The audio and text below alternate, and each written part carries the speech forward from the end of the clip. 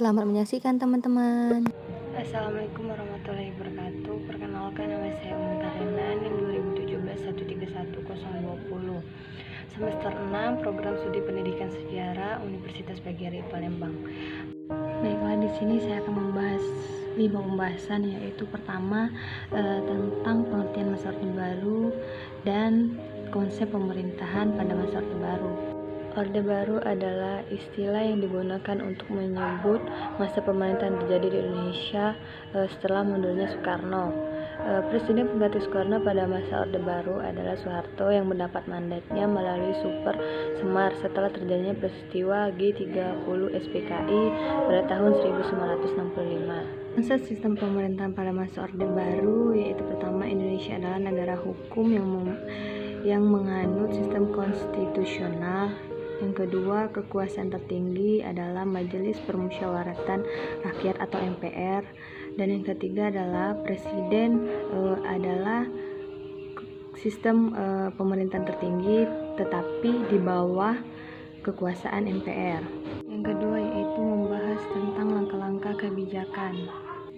Seperti dalam kebijakan ekonomi pada masa Orde Baru yaitu pertama, Repelita atau rencana pembangunan 5 tahun.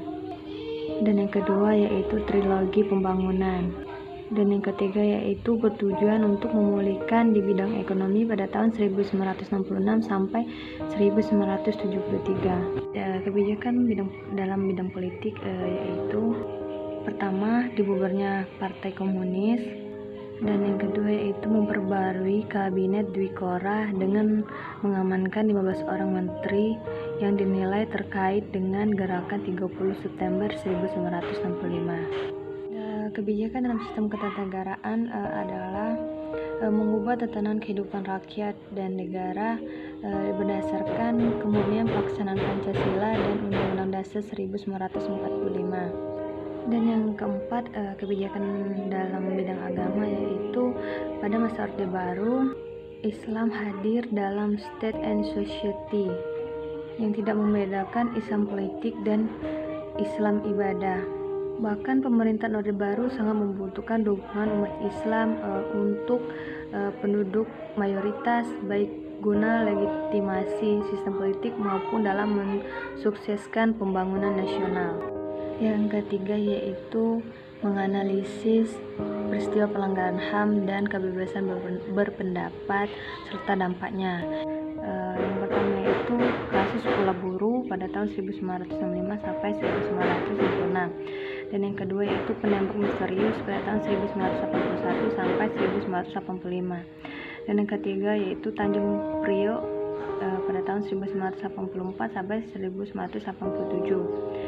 Dan yang keempat yaitu Talang Sari yang terjadi pada tahun 1984 sampai 1987. Dan yang kelima yaitu Daerah Operasi Militer atau DOM di Aceh yang terjadi pada tahun 1989 sampai 1998. Kebebasan berpendapat pada masa Orde Baru sangatlah dibatasi, seperti media koran harus memuat berita yang tidak bertentangan dengan pemerintahan masa itu. Kebebasan berpendapat sangatlah membawa dampak besar bagi Indonesia, yaitu dampak positifnya yaitu pertama, sumber daya manusia dan hak individu sangat dihargai dan masyarakat dapat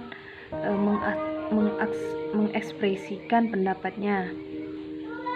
Yang terakhir, saya akan membahas tentang analisis peristiwa terjadinya reformasi 1998 serta faktor-faktornya dan juga sehingga dapat menyebabkan lengsernya Soeharto. Pada tanggal 1 Mei 1998, Soeharto melalui Menteri Dalam Negeri Hartono dan Menteri Penerangan Alwi Dahlan mengatakan bahwa reformasi akan dimulai pada tahun 2003. Pada tanggal 2 Mei 1998, pernyataan ini dilarat, kemudian dinyatakan Soeharto bahwa reformasi bisa dilakukan sejak sekarang atau 1998. Hartono mengatakan Soeharto meminta DPR menyiapkan perangkat guna mereformasi sejumlah rambu-rambu politik yang ada, sesuai dengan aspirasi yang berkembang di masyarakat Indonesia. Pada tanggal 4 Mei 1998, mahasiswa di Medan, Bandung, dan Yogyakarta menyambut kenaikan BBM dengan demonstrasi besar-besaran. Pada tanggal 5 Mei 1998, demonstrasi mahasiswa besar-besaran terjadi di Medan, Sumatera Utara yang berujung pada kerusuhan.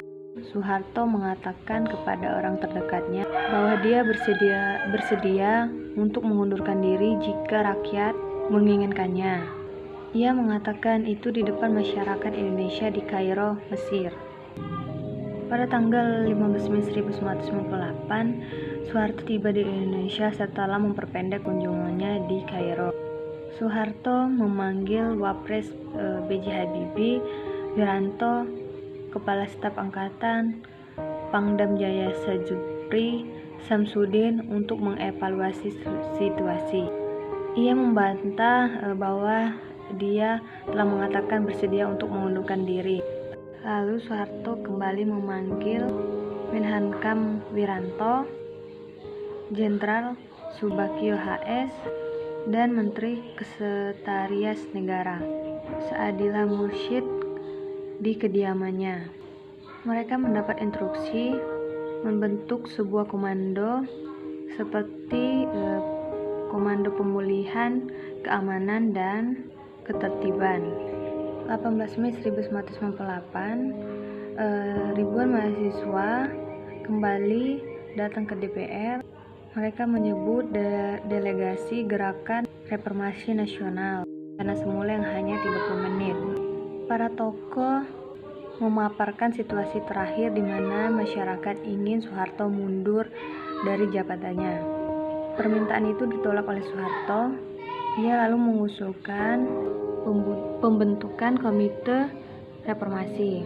Malam harinya, Soeharto menerima surat dari 14 menteri anggota kabinetnya yang menyatakan tidak bersedia duduk dalam kabinet reformasi. Pada tanggal 21 Mei 1998, di Istana Merdeka, Kamis pukul 9:05 waktu Indonesia Barat, Soeharto mengumumkan mundur dari kursi presiden dan B.J. Habibie bersumpah menjadi presiden ketiga Republik Indonesia. Yang terakhir yaitu faktor terjadinya reformasi dalam berbagai aspek.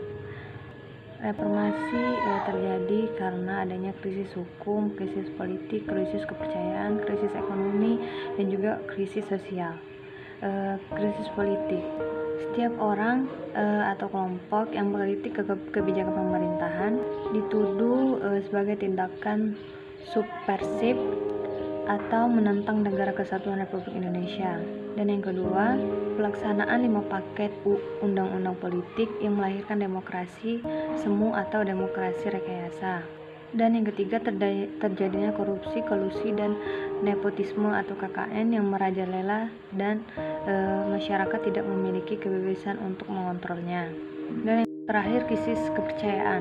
Presiden Soeharto pada masa Orde Baru dianggap tidak mampu dalam membangun kehidupan politik yang demokratis, menegakkan pelaksanaan hukum dan sistem peradilan, dan pelaksanaan pembangunan ekonomi yang berpihak kepada rakyat banyak telah melahirkan krisis kepercayaan. Ketika Presiden Soeharto meninggalkan jabatannya bulan Mei 1998, Indonesia mulai sebuah fase baru yang disebut reformasi dalam bahasa Indonesia, yang dianggap sebagai periode awal demokrasi dengan politik terbuka dan liberal, di mana otonomi luas dan dialihkan ke daerah, jauh dari pusat, desentralisasi. Selama masa kepresidenan Habibie, 30 undang-undang baru disetujui oleh Majelis Permusyawaratan Rakyat atau MPR. Beberapa di antaranya ditandai dengan jeda fundamental dengan masa lalu politik. Sejumlah reformasi yang patut dicatat adalah: 1. Pengenalan kebebasan berpendapat. 2. Membiarkan pembentukan partai politik baru dan serikat kerja. Dan yang ketiga yaitu pelepasan tahanan politik. Dan yang keempat membatasi kepresidenan menjadi dua periode atau selama 5 tahun. Dan yang kelima desentralisasi kekuasaan ke daerah. Baik, itu saja yang bisa saya sampaikan. Terima kasih untuk semuanya telah menyaksikan video saya. Lebih dan kurangnya saya mohon maaf. Kepada Allah saya mohon ampun. Wabillahi taufiq wal hidayah. Jangan Wassalamualaikum lupa like, warahmatullahi comment, and wabarakatuh. subscribe. Thank you teman-teman.